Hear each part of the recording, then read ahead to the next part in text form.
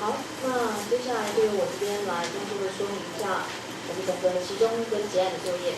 那在正式进入这个议题之前呢，有一些部分是我要先提醒各位厂商讲。好，那因为你们现在是准备要签约了，好，那你们现在准备计划书的时候，应该会有准备一份叫做专案契约书。那这个东西呢，就是需要办公室这边跟厂商这边的合约。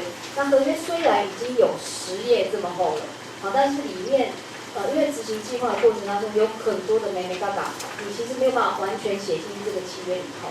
所以在你们的专案契约的第1条，其实就明文的规定，如果说契约里面没有定的，只要是 SBIR 的申请须知，还有你们今天手上拿的这本粉红色的本子里面，相关所有的规定都在契约的范围之内。好，所以要特别注意，如果说公司之后有做一些人员的异动，或者是有人员的替换，记得是相关的注意事项，还有工作的规定，那个作业都一定要交接下去。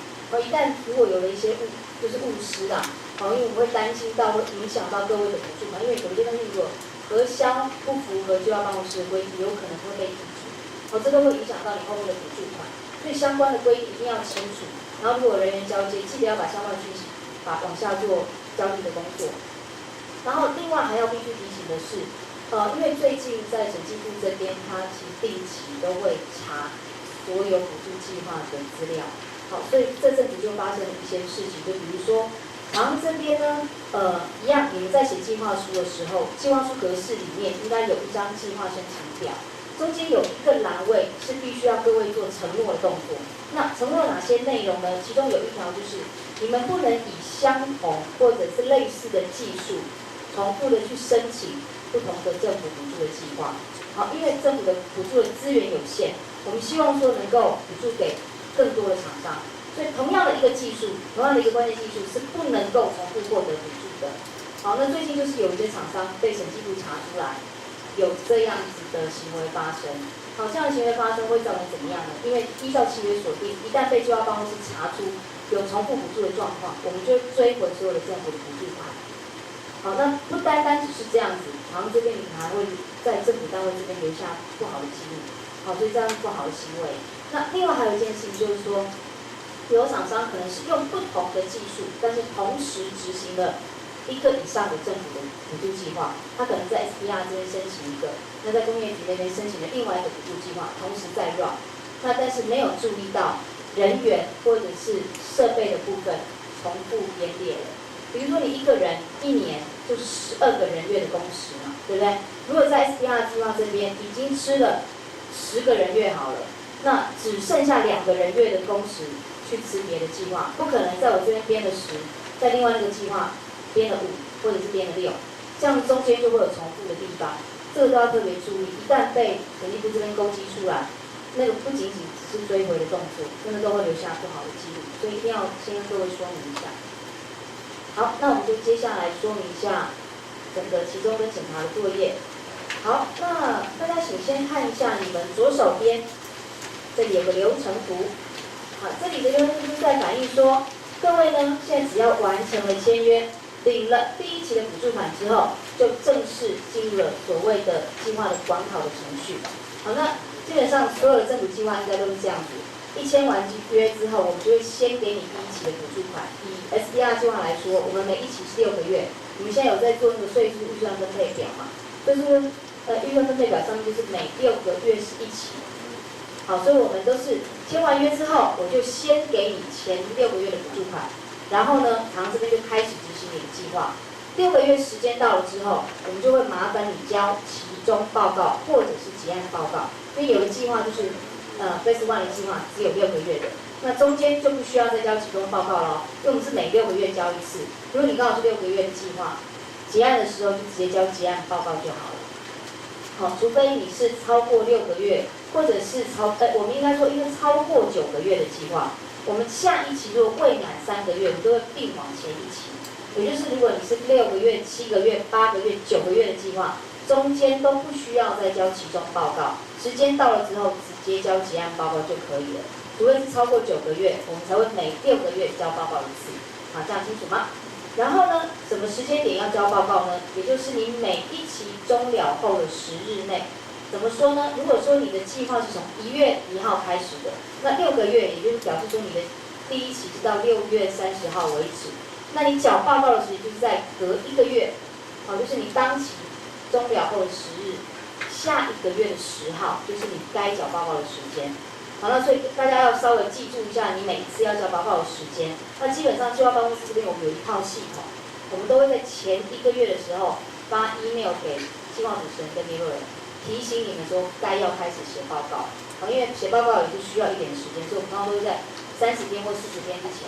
结案报告大概是40天，那期中报告会30天之前，就会提醒你们该要开始写。好，然后缴报告的方式呢，就跟你们现在讲那个签约的草案是一样的，先不要装订，因为委员会经过审查，审查之后有可能要补东西，有可能要修改，所以都先不要装订，就是这样 A4 纸印好之后，整个长尾夹夹住寄到计划办公室就可以了。好，那等一下后面会告诉你们说需要准备哪一些的文件。好，那整个审查的流程就是，当你们找了报告了之后，计划办公室就会送给委员进行审查。那审查的时候呢，都是分2个部分，一个是计划的审查，一个是财务的审查。好，这个部分基本上计划办公室都是分开作业的。如果是技术的部分，我们就会把你们的计划书，还把你们的报告交给审查委员做审查的动作。那会计报告的部分，不管是期中报告或者是结案会计报告，我们现在全部都会送会计师事务所做查账的动作。好，只不过如果是期中报告的时候呢，不管是技术或者是财务，基本上都是以书审为原则。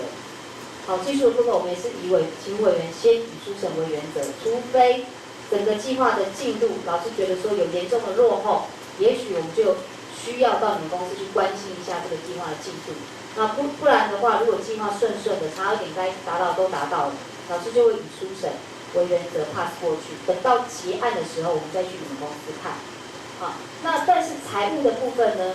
财务分期中的时候虽然是书审，但是既然要书审，会计师事务所就要有东西才能够审。好，所以我们会麻烦厂务这边在期中缴会计报告的时候，把所有原始凭证的影本也一起附上来给计划办公室。好，这样我们才有办法请会计师事务所先帮你们做检查。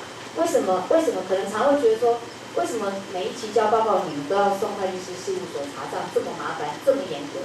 好，其实计划办公室用意是这样子，因为过往几年常常会有厂商，我们以前期中报告可能就是计划办公室的同仁我们看一看，可能就 pass 过关了。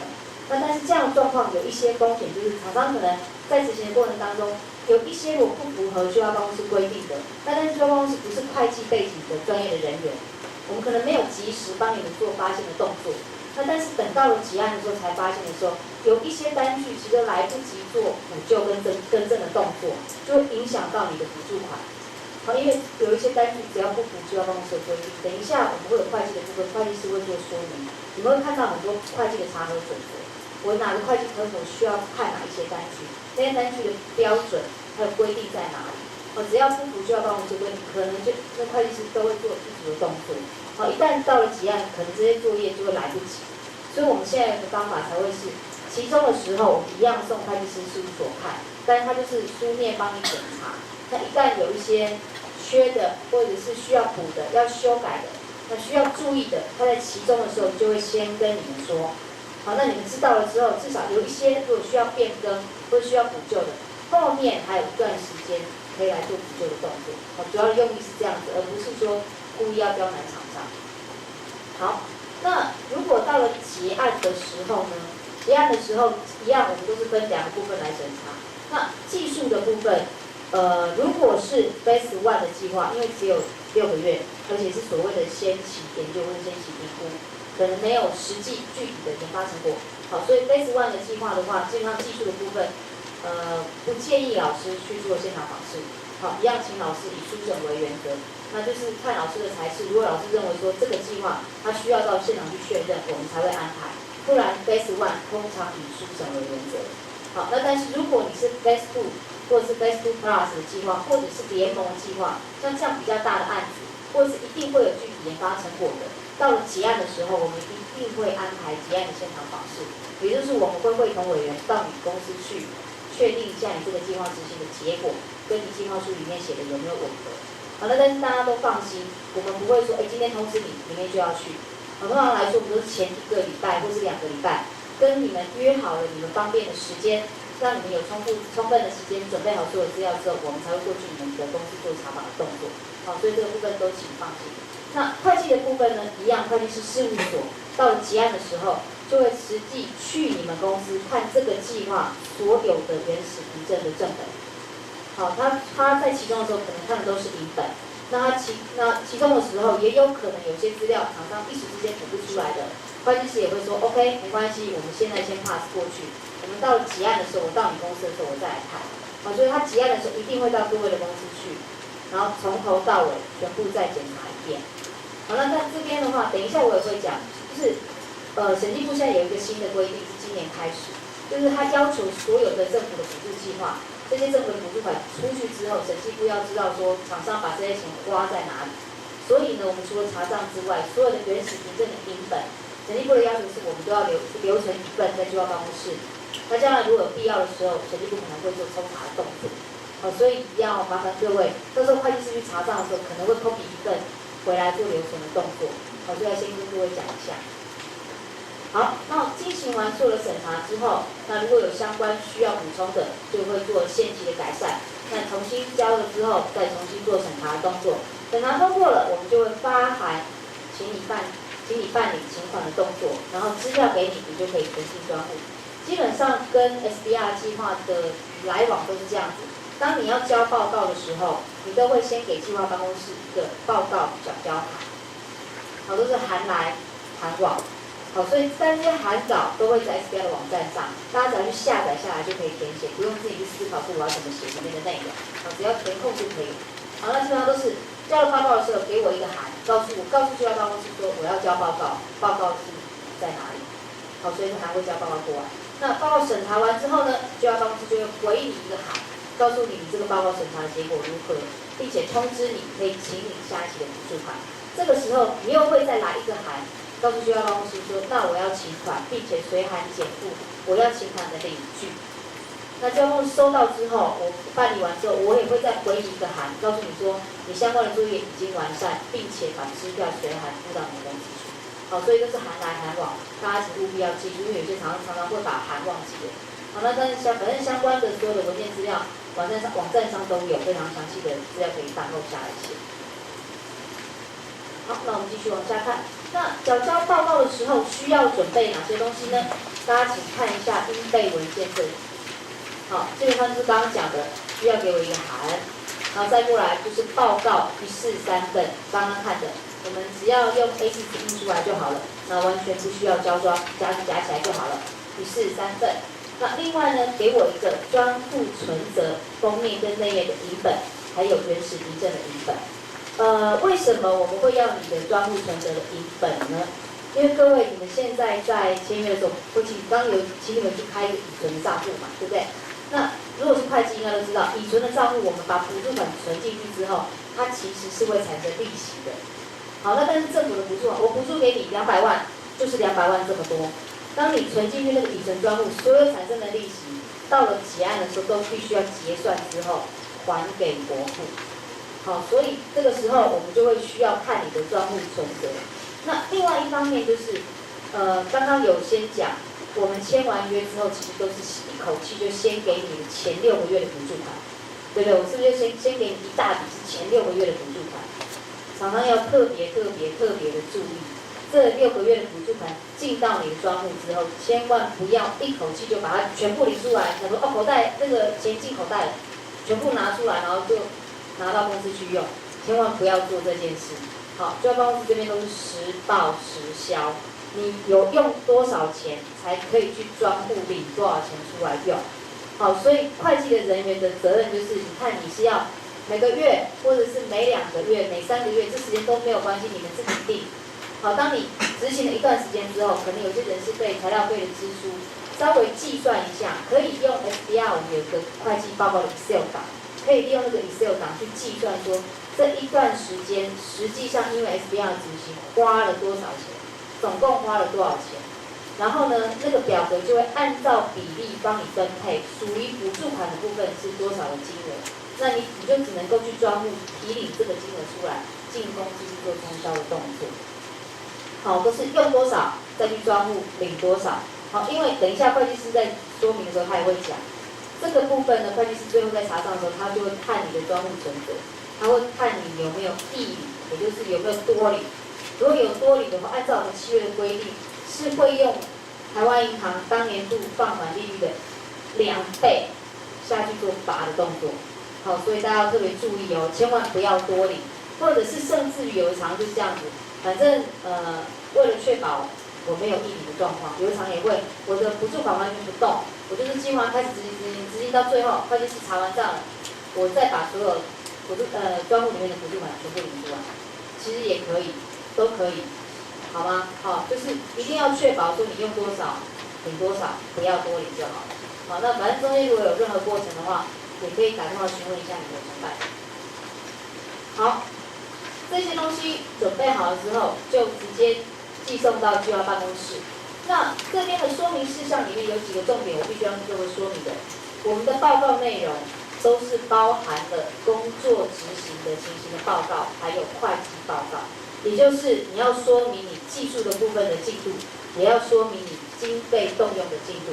好，那这两个呢，在 SBR 的网站上都下载得到，一个是 Word 档，会计报告是 Excel 档。那比较困难的是会计报告的部分怎么写？等一下呢，会有会计师事务所的人来教各位，你怎么去填写那个会计报告。基本上我们都有 Excel 档，而且有套好的公式。那基本的那个资料填下去之后，公司就会帮你，就是那个 Excel 档里面公司就会自动帮你计算资金了啦。好，然后底下呢，比较重要的是，好，报告的部分，麻烦各位请以双面影印。好，基本上是这样子啦。如果你的报告很薄的那种，你就单面影印就好，好，不然看起来不太有分量。好，那如果说你的报告很厚的，我们为了要响应环保，那大家请尽量双面印刷就好，我们这样可以减少这个纸张的用量，好吗？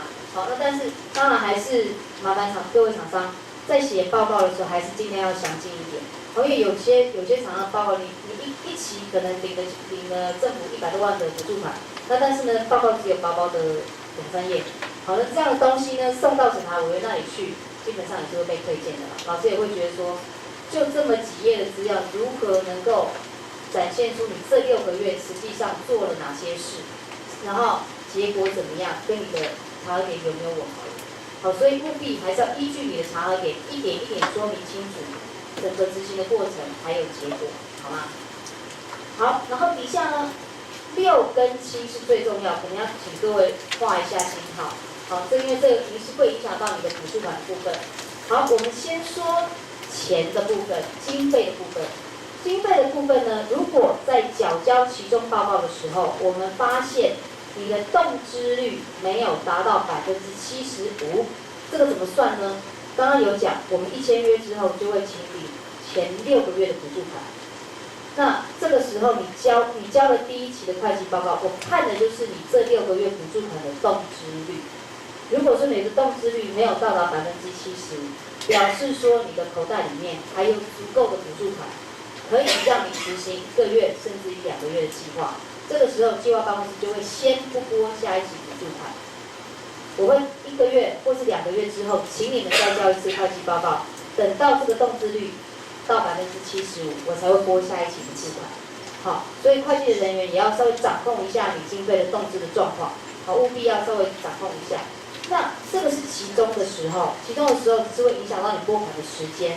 那但是如果在结案的时候呢？结案的时候，如果说整个补助款的动支率没有到达70%，表示你补助款用不完。那用不完的状况之下怎么办？其实没有任何的法则，反正剩下你用不完的部分还给政府就好了。好，那但是计划办公室还是希望说，当初这个计划审查的时候，委员就是核给你这么多钱，我们还是希望说厂商可以在合理合法的范围下，把所有的补助款拿回去。好，所以会计的人员就稍微要注意一下，什么东西可以核销，什么时候该拿出来核销，整个动支率的状况都要掌控。好，那这个是经费的部分。那技术的部分呢？技术的部分，如果在期中报告的时候，委员发现你的其中的进度没有达到你的查核点。你们现在在写计划书的时候，不是会有一张甘特图吗？对不对？甘特图每个查核点什么时间点该完成，然后每一个权重你们现在都有下。如果在期中的时候，老师发现查核点没有达成，或许会请你们补充资料，然后也有可能请你们在下一期的时间之内做进度改善的动作，在其中都比较没有问题。比较严重的是在结案的时候，如果查核点没有达成，那就要公司就必须要依据你查核点的权重来做扣款的动作。好，你就看你这个没有完成这个查核点，在你计划里占几趴的权重，乘上你的补助款，就是你应该赶完政府补助款。好，那但是各位厂商，请放心，这样的状况不是很多。好，基本上呢，我们都会跟委员讲说，因为整个研发本来就是会有一些的风险。好，那厂商有可能当初在计划的时候，评估或者是你列的那个查核点太过于乐观，都有可能。好，所以基本上如果说你们计划里面该执行的工作都有努力的去完成，那有一些查核点的落差，或者是有一些时事的转变，那当初预期要的可能跟现在市场上要的不一样。像这样的状况，只要经过委员的同意，其实是还是可以准予结案，不会做扣款的动作。除非是有一些厂商是比较严重的，有些查核点就是恶意的没有做，我就是没有，或者是有厂商不可爱，他计划书写这样，他不按照计划书走，他用另外一个方式在做，这样子完全跟你的计划书 match 不到的时候，我们才会做扣款的动作。好，先跟各位说明一下。好，那另外呢，麻烦各位看一下，这里有个小框框，这里是在跟各位说明，所有执行政府的补助计划都是要填写工作记录簿。好，那各位公司呢，如果说已经有所谓的工作日志，好，那就依照你们原先的写法再去写就好，不需要再因为 SDR 再写一本。只不过我们再去你们公司查访的时候，你可能要清楚的告诉我这本工作记录簿里面哪一些的部分是属于 SDR 计划的。好，可能要在抬头的部分写一下，我今天执行的各个工作是 SDR 计划的哪个部分。那到时候我们去查的时候，可以有东西可以看就好。那如果说公司没有这样的制度，那可能就要麻烦你们现在透过这样的计划执行，把这个制度建立起来。那我们先往下看一下啊。好，那如果说呢，你是先期研究的计划，也就是6个月的 Phase 1，只要计划主持人一个填写就好。好，一个人填写就好。那如果你是研究开发的计划，那就要所有研发团队，你计划书里面列几个人，到时候就要办公室去查访的时候，我就会清点有几本的工作记录簿，要务必清楚。好，那为什么这些政府的补助计划要请厂商做这样的事情呢？因为厂商可能会觉得说，我有的线上的作业员根本也没有在写这样的一个东西。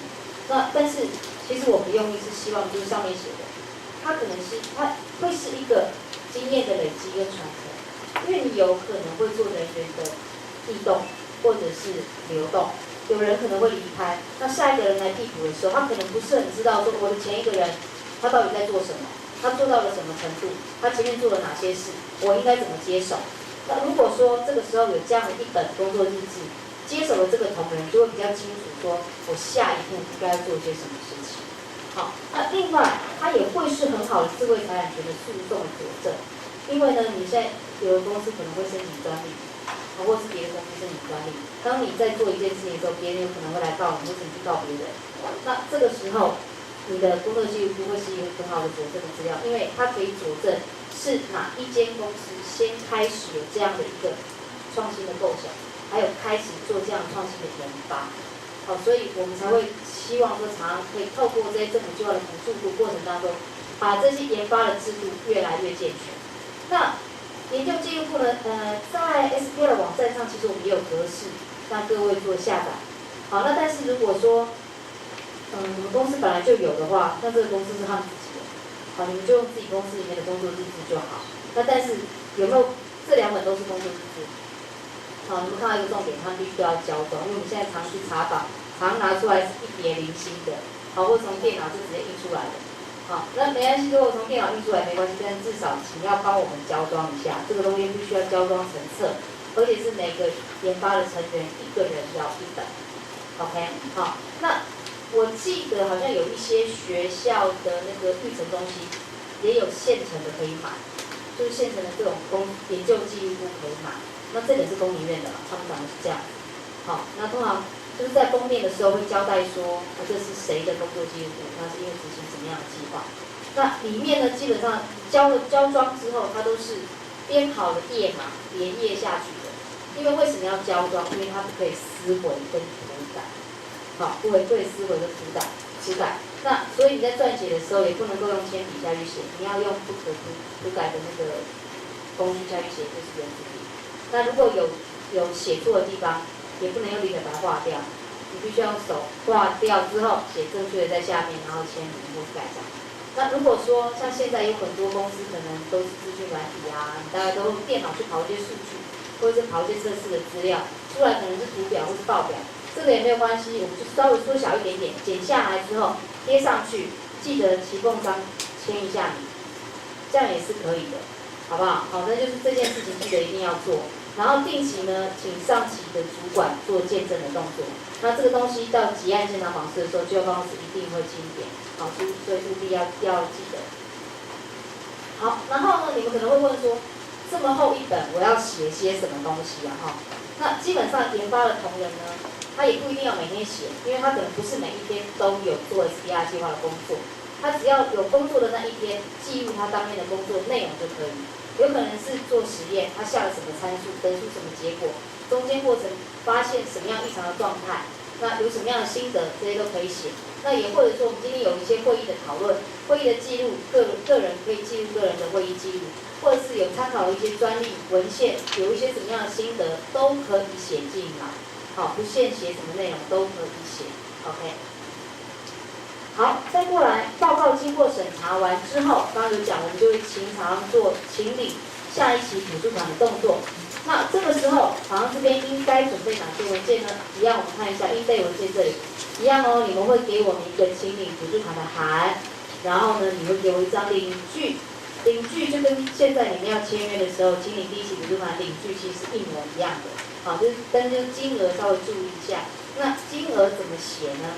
金额就看你的税负预算分配表，你的税负预算分配表已经分配好，你每一期可以经你的补助款的金额，到时候每一期请款的时候，就看那个表上面的金额来填写就可以了。好，然后一样，专户存折封面那个影本，就这些东西寄到就要公司来就可以了。好，那如果是联盟的计划，基本上如果是联盟这个月应该有联盟的计划才对。好，联盟计划我们签约的对象都是主导公司，所以计划办公室在追报告的时候都追主导公司。主导公司既然是主导，你就必须要有统筹跟整合的那个责任。好，所以当计划办公室跟主导公司追报告的时候，主导公司就要负责把所有联盟成员的报告收齐之后做了整合，交到计划办公室来。然后包括补助款拨付下去之后，联盟的公司也要负责跟站在那个交办公室角色是一样的，请联盟的成员那个联盟计划一样，刚刚我们有讲有异领状况，对不对？联盟公司呢，我的钱进到主导公司之后，主导公司也千万不要就把联盟厂商的钱就马上就分出去了。一样的原则，联盟的成员用多少才可以跟主导公司领多少，不然一样会有异领的状况。好，这个要特别注意一下。好，所以我们所有追报告的过程都是跟主导公司。那如果计划执行不力，后面有必须要返还政府补助款的状况，我一样都是跟主导厂商做追讨的动作。好，所以务必要稍微注意一下。好，这里是在讲专户孳息的部分，我们刚刚有讲，你的乙存专户所有产生的利息都要缴回国库。那所以在结案的时候，会计师查账，他就会请你做专户孳息计算这个动作。那怎么计算呢？这里表看起来很复杂，好，而且其实我看不太懂。好，我们重点是，如果是会计人员，大家都很清楚，我们银行这里是每一年计息2次，都是6月21号跟12月21号。你刷了本子之后，你才会看到你的利息进来。其他的时间，不管你刷多少次，那个本子上面就是不会出现任何利息的金额。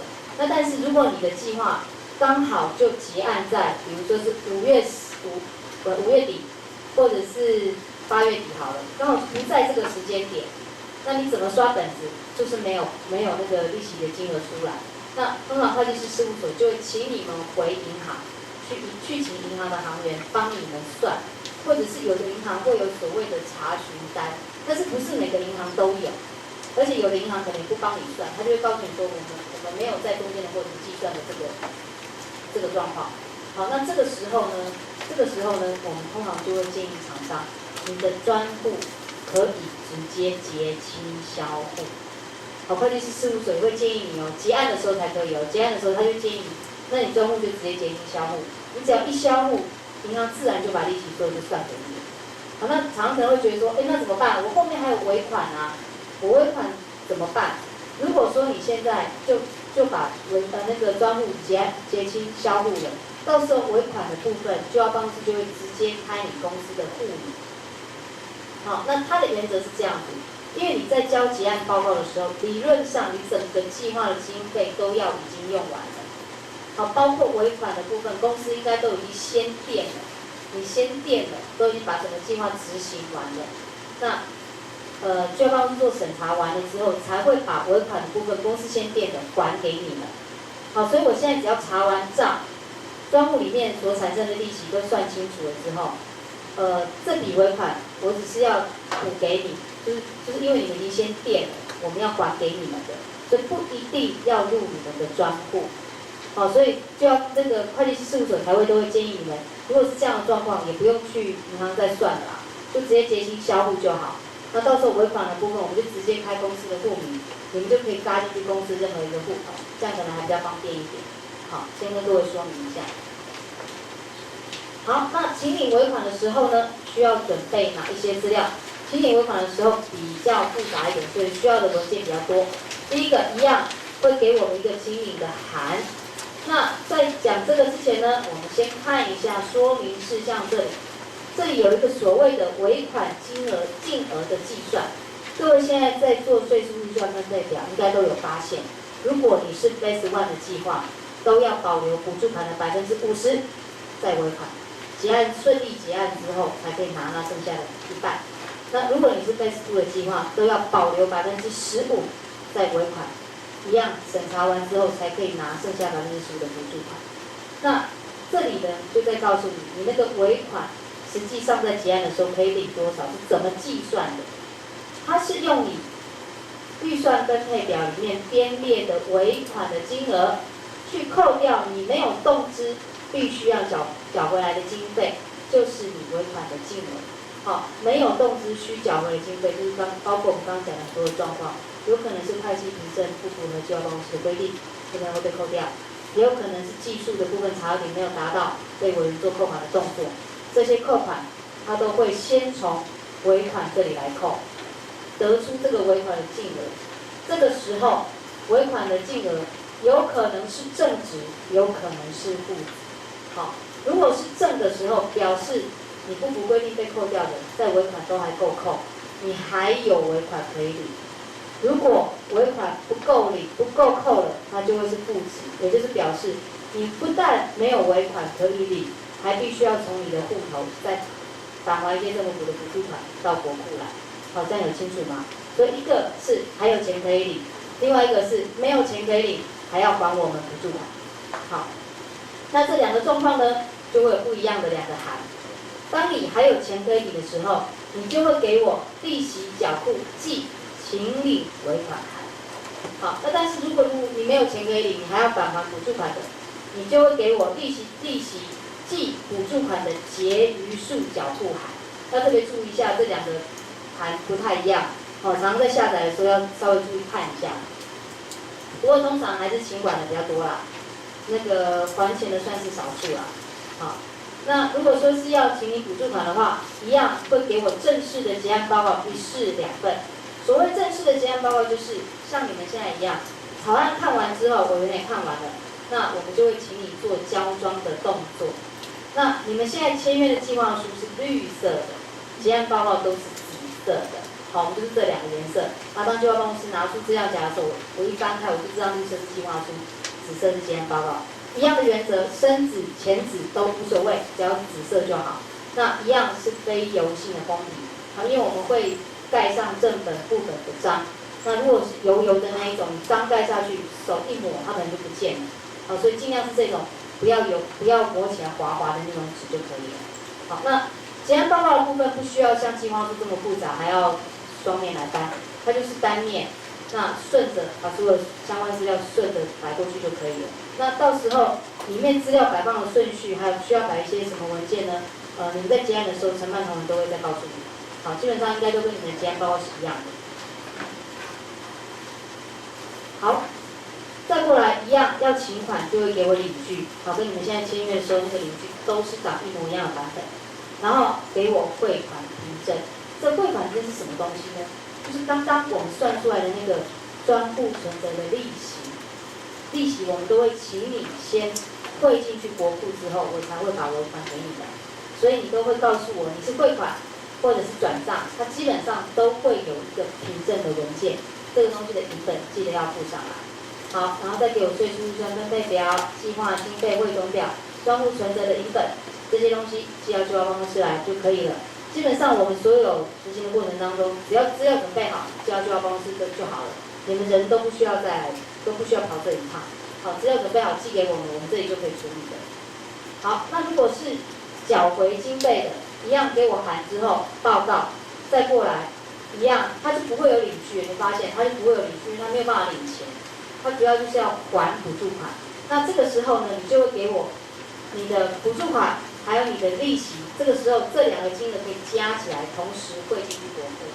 你要给我这个汇款的证明文件就可以了。那一样，税收预算分配表、经费汇总表、存折，就这些东西寄到就要办公室来，我们就会办理结案的动作。好，这后面有一些特别的注意事项是必须要请各位注意的。这些也是有一些常常比较会发生的状况。第一个是重点，而且是最基本。我们所有政府计划应该都是这样子的规定。然后在执行这个计划的时候，所有费用的支出都要检具相关的支出凭证。什么叫支出凭证？就是发票啦、收据啊、invoice 之类的这些资料。那它的凭证的日期一定都要在计划期间内。好，因为我们要确定你这些费用的发生是因为计划的执行所产生的。如果你是计划之前，我怎么知道你到底是因为这个计划产生的呢，还是公司本来就要买这些东西？好，所以不管是之前或是之后，就要公司都不会认。所有的发票的日期都一定要落在计划期间内，这是最基本的要求。好，最基本的要求。然后呢，第二点是刚刚其实我们已经讲过了，在期中的时候我们会进行那个会计的审查，就要麻烦各位把所有的原始凭证的影本都要附上来。然后第三点是所有的发票跟收据的正本，你在发票旁边是不是都有一个备注栏，有个空格嘛？好，这里呢，如果说你这张发票是因为 SDR 计划你去买了一些材料，那这个备注栏部分麻烦盖一下或手写一下是经济部 SDR 计划补助。好，那但是如果你这张发票同时买了很多东西 ，SDR 计划只是其中几个，麻烦到时候核销的时候给我分摊表，告诉我说哪一些是因为 SDR 计划所产生，哪一些不是。好，会计师才有办法做查账的动作。那这个部分呢，其实也是审计部的要求，也是方便各位厂商，因为你们每个月发生这么多笔的费用的支出，那到时候如果到了结案，或是要6个月时间到了要缴报告，我才要来整理这些收据，你可能不知道哪一些是因为 SDR 所发生的。那如果这个时候你已经做好了备注的这个动作，到时候你要抽出来，其实你也比较方便。好，大概是这样子的。然后另外，这里蓝色字体就是刚刚我有讲过的，所有的原始凭证，我们在结案的时候，我们都会扣一份下来。好，这个审计部的要求就是必须要留在 SDR 计划这边做备查的动作，要先跟各位说明一下。那另外刚刚也说过了，如果有同时申请其他的政府计划，千万不要重复列报。好，然后这里呢，第5点，它是一个重点，麻烦请画一下星号。我们所有的会计科目呢，会计师在查账的时候，有可能不会查到你的付款。好，比如说你买材料的时候，我会计师查账的时候，应该就不会这么坚持说，我一定要看到你付款给买材料的那个对象，因为公司有可能会开票，有可能开1个月、2个月、3个月。好，我们就是按照你们正常的买卖的方式就好。那只有技术引进跟委托研究费。这个你可能是委托另外一个对象去帮你负责你计划里面的某一个工作。好，这个部分，这个会计科目我们一定要看到兑现为止。好，因为之前就是曾经有厂商，就是我们可能只看到对方开了发票，对方这边没有确定，就是厂商实际上已经付了钱了，结果结案我们尾款也给了，委托的对象才来告诉我们说，那个厂商根本没有付给我钱。好，所以唯独这个会计科目，而且它的金额也通常都比较大一点。好，这个会计科目我们一定要看到兑现。那兑现的期限就是结案后的2个月之内。如果你是6月底结案的，最晚8月底一定要付完钱，我要看到付款并兑现为止。如果你们是开支票给对方，还必须要看到兑现，也就是对方支票拿到了，还必须要把钱领走了。好，我要看到银行的对账单。好，只有这个会计科目非常严格。好，所以这个部分会计师的通常都会要求厂商动作快一点，因为你这个部分必须要完成了，他才可以出会计报告，就要办公室才可以请你来请款。所以一旦你这个动作慢了，你结案尾款请领的时间也就会跟着往后延。好，所以如果可以的话，如果说你的找我的对象其实没有什么问题，已经都达成你托付给他的工作了，那付款动作就麻烦各位进行这样。好，然后第6点的部分是在说，我们计划，等一下我有一个 session 我会说这个部分，就是你在计划执行的过程当中，其实有很多东西可能跟你当初计划书在写的时候不一样，比如说你要买什么材料，它的金额、它的数量，可能会不一样。你有可能量买的多，那个单价就会往下降。可能当初跟你当初计划书你写的都不一样。那这些呢，只要跟计划书不符的，记得都要来办变更，因为到时候会计师查账就是白纸黑字，你计划书写什么，他就查什么。计划书里没有的，他就不准予核销。好，所以只要跟计划书里面不一样的，记得都要来做变更。好，然后如果说你的计划里面，像这个部分，我们现在在结案，我们都会帮厂商做检查，也就是代聘人员。你的计划里面如果有编代聘人员，务必一定要聘进来。我们现在的规定是这样，因为呢，现在政府都会要求我们提报一些促进就业人数的数字。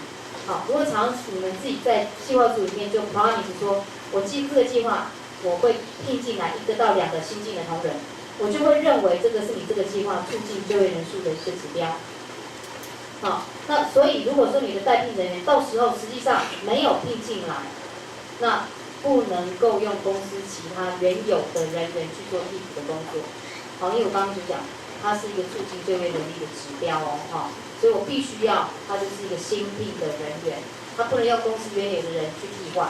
那如果没有实际上没聘进来，一样就把差的那个人事费还给就业办公室就可以了。OK， 好。所以，如果公司里面有代聘，记得也要填写变更表，告诉我们你是什么时间点聘进来，哪个时间点聘进来，然后要执行几个人员。好，所以这个必须要告诉我，会计师才办法做查账的动作。好，其他部分我们应该大概都说明过了。我们继续往下看，后面大概就是一些函稿，这个在 SBR 的网站都下载得到，我想就不再多说，大家都下载下来自己填写就可以了。好，这里可以稍微看一下，参考一下。好，接下来我们看到的是期中报告的格式，特别注意一下，我们期中报告的格式跟结案报告长得不一样的。好，所以期中报告写完之后又要写结案报告，千万不要拿期中报告又拿来继续写，好，因为格式是长不一样，要重新去下载。好，期中报告的部分其实比较简单一点，好，我们就是一个表格，那麻烦各位分项计划这边就是依据你的查核点下去详列，我在这6个月会发生哪几个查核点？把查核点写下去，然后实际的执行状况就针对你的查核点说明一下这6个月做了哪些事情，结果如何。好，然后是不是有符合你的预定进度？如果是就打勾，不是就打叉。不是的状况之下，还必须要告诉我，那这个查核点，你未来的几个月你会做怎么样的因应措施？你会做怎么样追赶的动作？这部分就要说明。那这里有个框框，主要是在告诉各位，因为有一些厂商就是表格很精简的，填2页好了就写完了，就交到就业办公室了。好，这样子刚有讲是太薄。所以通常来说，因为表格，那格子比较小一点，可能够写的字数会少一点。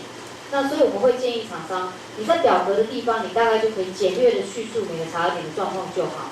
剩下的呢，你就在表格下面，因为它是一个 Word 档，你可以自己往下找。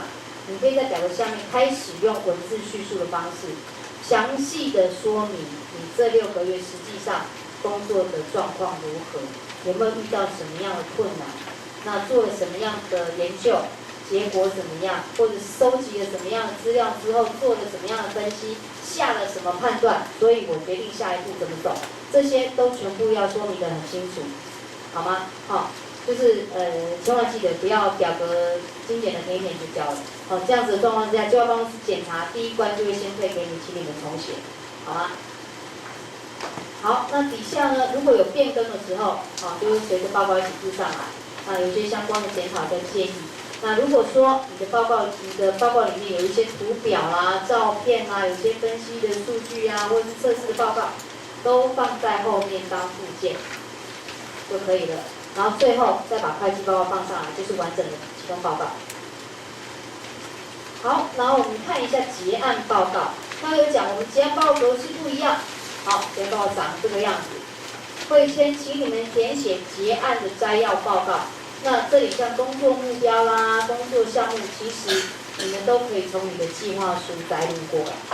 好，计划书大家都写的蛮多，从这边摘录进来就好。然后呢，你就开始写我的达成的情形，然后重要的检讨跟建议。然后有没有产出一些专利跟论文呢？在这里勾一下或写一下。好，接下来呢，一样结案报告我们就要比较盯紧一点嘛哈。我们要写的东西就比较多咯，我们必须要从缘起、计划目标、实施方法开始写。这3个东西一样，就是我建议你的那个计划书应该资料都蛮多的。这3个从你的计划书摘录就可以了。好，你唯一结案要开始写的是你的执行的情形，执行完之后，跟你计划查核点的差异在哪里？有没有达成？有没有落差？再过来，你的整个成效如何？每个查核点是不是都有达成？达成的情形如何？如果没有达成，是为了什么的原因？这些东西都要写。好，那一样，后面就有一些建议啊、检讨，然后有一些补充资料附上来之后。最后还要放一张执行成效调查表。你们现在签约的时候写一次，对不对？你们写的是签约阶段这边那个栏位，有一个结案这个栏位是在结案报告的时候要写的。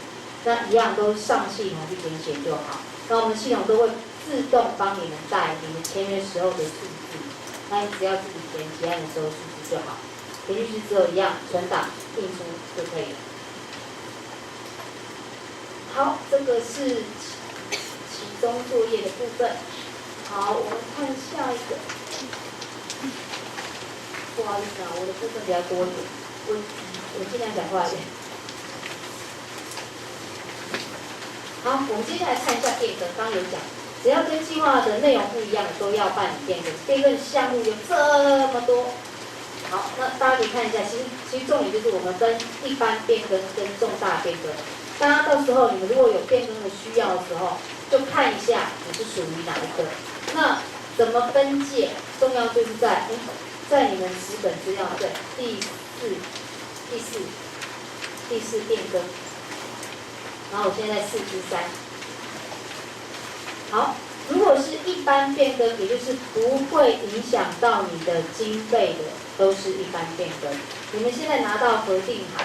每一个会计科目是不是都核定好一个数字？比如人事费10万，材料费20万，全部都是定好的，对不对？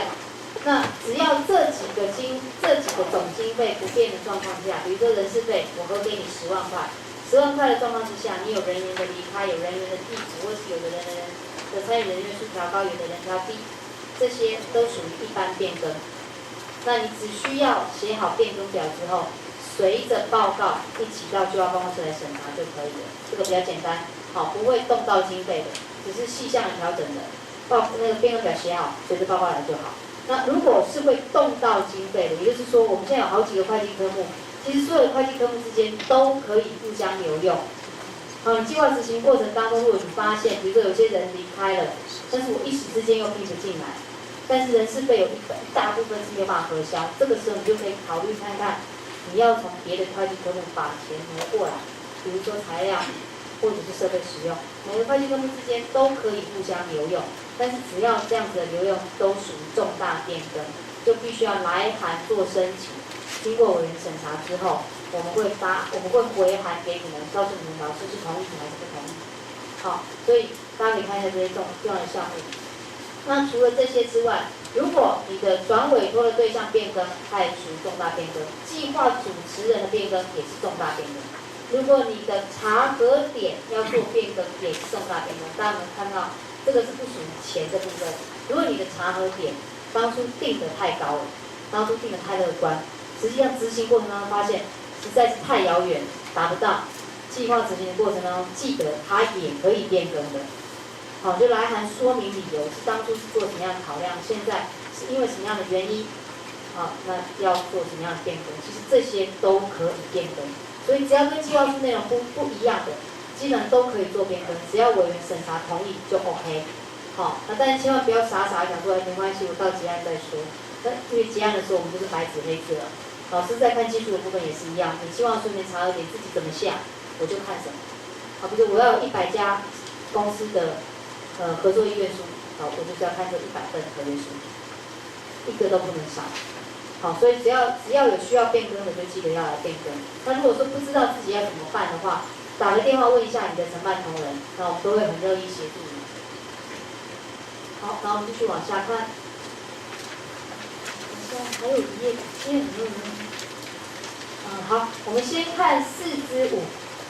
4之5这里呢，就会告诉你说，每一个变更它需要附什么样的表单。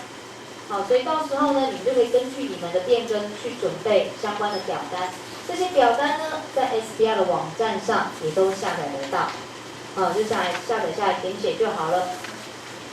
那刚刚没有讲到的这一页，它其实就是刚刚我们在讲的，如果你是属于一般变更，也就是变更表写好之后，随着报告，在缴交报告的时候一起备查就可以了。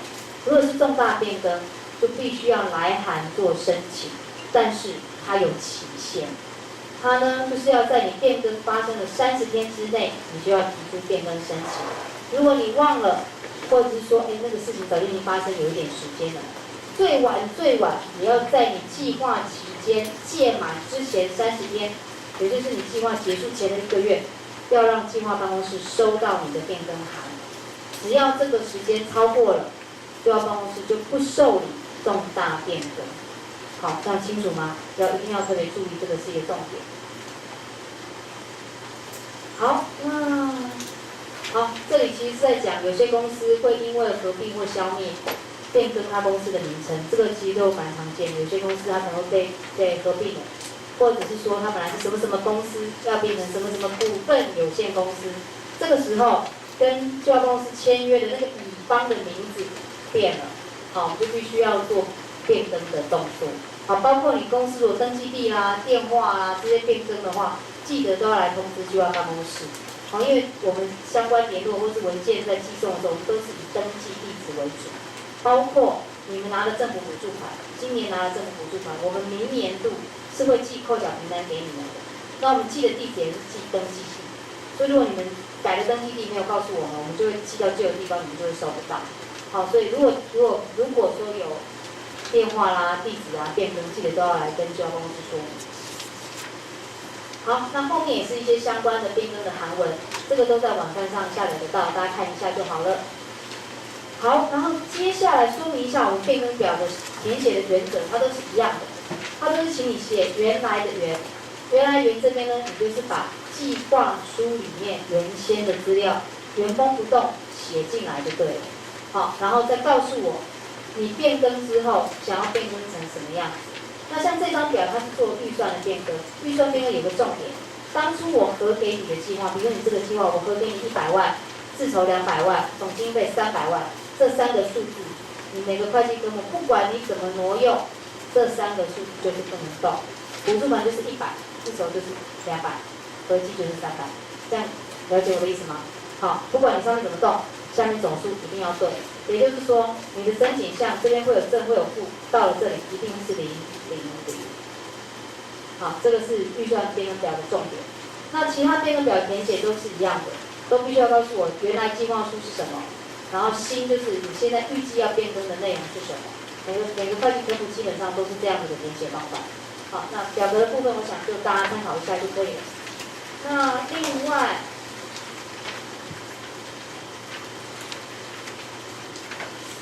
这个很快，再给我10分钟就好。好，另外我刚刚有说我们会做计划的查访，查访的时候，其实计划办公这边我们是有权利做不定期查访的。好，虽然我刚刚有说，我们通常来说要结案的时候才会做结案的现场访视，但是其实计划办公室是有权利做不定期查访，但是其实这样的状况很少。通常来说是有些特殊的状况，比如说之前发生的状况是公司的员工离开了之后，他可能告自己的公司有一些不法的程式，比如说诈领不款，或者是技术内容不实之类的。好，那如果是这样的状况之下，计划办公室就一定会去做查证的动作，我们也不会随便就相信了别人说的话，好，一定要经过查证，我们就会安排不定期的访视到公司去了解一下这个状况是什么，厘清一下这个状况。那但是一样的，我们一定都会先跟你们约好，先跟你们说明出我们来的用意，然后跟你们约好你们方便的时间，我们才会去你们公司做查访动作，这些大家都可以放心。那我们整个查访的时间其实很短，只有1个小时。好，如果是期中会结案查访，那基本上报告部分老师大家都看过了。好，所以我们只会花1个小时的时间到你们公司去，那会麻烦计划的主持人或是联络人做10到15分钟的计划简报，自己说明一下计划执行状况跟结果如何，再看看老师有什么样的意见，然后最后看一下你是不是有实际上的研发成果，或者是我们到线上去看一下整个研发的过程。大概就是这样1个小时的时间。好，差不多其实就是这样子。那不知道各位针对刚刚的部分有没有不清楚的，或是有没有疑问的？我们一点点时间让大家问一下好，有吗？如果没有的话，我们休息一下好不好？我们休息到11点，休息到11点5分钟，那我们再回来这里。等下希望那个会计师事务所会教各位怎么写会计报告。谢谢。